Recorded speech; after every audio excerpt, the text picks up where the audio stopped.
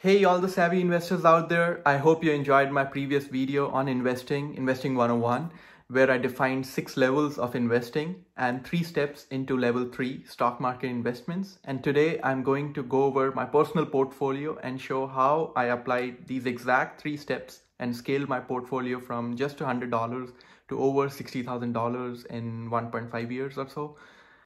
And to begin with, I would like to give a little background. I started trading when I was 19 back in 2014, took the whole summer semester off from college and decided to make money in the stock market.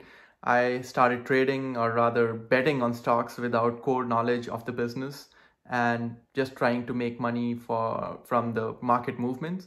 But as you would guess, I ended up losing most of my savings of about $200. It was a lot back in the day, but still, I did lose my money, but I did not lose my passion for investing. And the small period of trading did teach me a lot of lessons. And as I finished school in 2018 and got my first job at Intel, I was ready to start investing, this time in the US stock market. I started by opening a trading account with a broker. In my case, that was Robinhood. There are many other options depending on where you are, but I personally like their features and the whole interface of the app. And I made an initial deposit of $100 and got a bonus stock for joining. So if you're going to use Robinhood, feel free to use the link in the description below. And next, I started tracking a set of blue chip stocks that I wanted to invest in and listening to business news, business podcasts, and making sure I'm informed about whatever is happening with these businesses.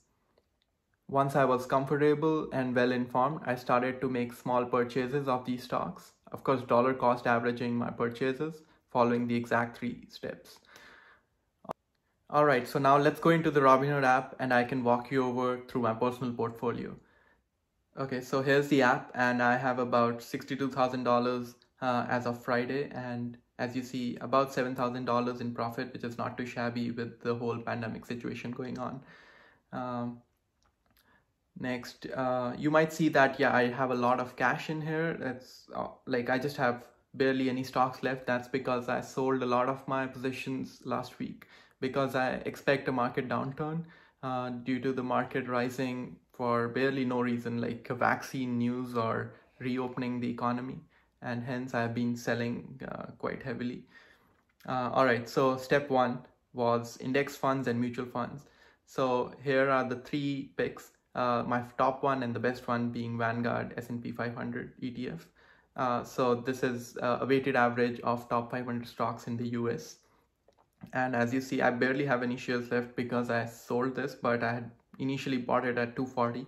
And this is a good stock to average out your purchases in. And then the other 2 are UPRO and TQQQ. That's actually leveraged index funds. I won't really recommend that for beginners. They kind of rise at 3x the price of Vanguard ETF, and not really recommended for beginners. But some other stocks to check out are the Vanguard Total Stock Market Index and High Yield Dividend ETF also. Okay, next, step 2 is finding those blue chip stocks, good businesses with a strong economic moat. Which basically means they have a strong competitive advantage over any new player in the market. And each of these shares, as you'll see, I'll go over them, have a very wide moat. Starting with Facebook, as I talked about Facebook in the last video, they have been innovating a lot and I see a lot of growth potential in coming years. I sold this stock quite a bit. I had this, as you see, at 180 initially, but then kept on selling as it went up. And a lot of these shares also I have just like 1 or 2, very few holding, because these are the stocks that I don't mind trading in. Even if I lose money in short term, I know I can hold that, and in long term I will definitely see a profit. Some other picks here are Disney, Alibaba, AMD, Bank of America, and JP Morgan Chase. Okay, so the next is step 3, which is finding these small cap businesses or more riskier investments, which should be just about 10 to 20% of your whole stock market investment. And for me, that's spread out at different airlines, cruise liners, Boeing. Boeing is actually one of the good picks. The stock price has been struggling due to the whole mishaps happening with Boeing, like the two 737 MAX crashes, and then the whole airline industry uh, stopping due to the COVID situation.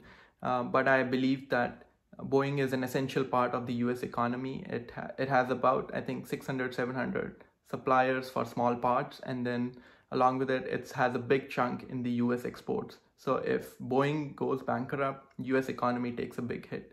So I believe there will be always government support, and this thing can rise pretty quickly. It's at about 137 right now. I think it used to trade over $300 before the COVID situation happened. And then I have about like one share each of these cruise liners and airlines. I usually, whenever I'm selling a position, I at least hold one stock so that later on when I come back, I can actually see what price was I trading this at, and just to keep a track of the stocks. So some of the picks here are Comscore.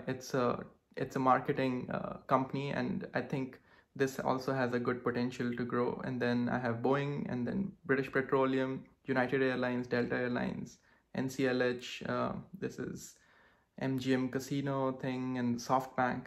So all of these, you see, I just have like one share. I'm not really trading actively. And then the last part is, this is AT&T. I'm slowly starting to develop a fourth side of my portfolio, which is for dividend investing. For now, you can just know that dividend is a profit sharing of the company with shareholders, and it's done periodically, usually every quarter.